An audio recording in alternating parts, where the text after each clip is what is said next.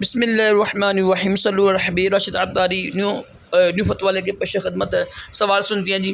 کیا فرماتے ہیں علماء کرام اس بارے میں کہ ماہ ربیع النور میں میلاد النبی صلی اللہ علیہ وسلم کے سلسلے میں جو گلیاں اور بازار سجائے جاتے ہیں اور لائٹنگ کی جاتی ہے تو عورتیں اسے دیکھنے آتی ہیں جس سے بد نگاہی کا خوف ہوتا ہے، لہٰذا اس مسئلے کی وجہ سے سجاوٹ چھوڑ دینی چاہیے یا اس کو باقی رکھیں؟ یہ سوال ہی ہوا جی۔ اگر جواب سنتے ہیں جی۔ بسم اللہ الرحمن الرحیم۔ سید المرسلین خاتم النبیین صلی اللہ تعالی علیہ وسلم کے میلاد مبارک کے مہینے میں ربیع الاول میں مسلمان بالخصوص اللہ تعالیٰ کے اس عظیم نام رحمت کے حاصل ہونے پر شکرانے کے طور پر مسرت کی خوشی کے موقع پر اللہ تعالیٰ کی نعمت کے لیے اظہار کے لیے جائز طریقے جیسے لائٹنگ کرنا، پھولوں کی لڑی وغیرہ سے گلی محلہ سجاتے ہیں، یہ امور یہ کام بلا شبہ یعنی بے شک شرعاً دینی لحاظ سے جائز اور اچھے ہیں۔ ان پر قرآن و سنت اور علماء امت کے کثیر دلائل ہیں۔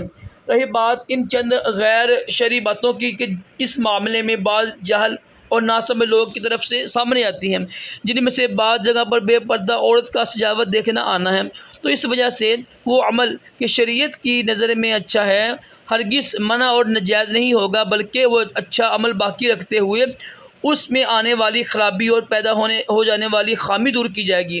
جیسا کہ ایک ادنا فہیم یعنی عقل رکھنے والا انسان بھی اتنی عقل رکھتا ہے کہ بس شادی جو یقینی کا اچھی عمل ہے، سنت ہمارا کی شادی کرنا، اسے لوگوں کی جہالانہ غیر شرعی رسموں کی وجہ سے حرام قرار نہیں دیا جائے گا، بلکہ اس میں پائی جانے والی ناجائز باتیں ہی ختم کرنے کا کہا جائے گا۔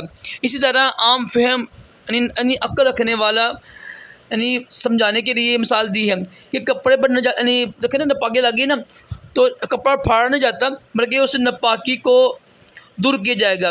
اور بہت موٹی عقل رکھنے والے کو بھی یہ بات موٹی سی مثال سمجھ رکھنا چاہیے کہ ناک پر مکھی بیٹھی ہو تو خواہ کتنی بار ایسا کرنا پڑے مکھی ہی اٹھائی جائے گی، ناک ہرگز نہیں کاٹی جائے گی۔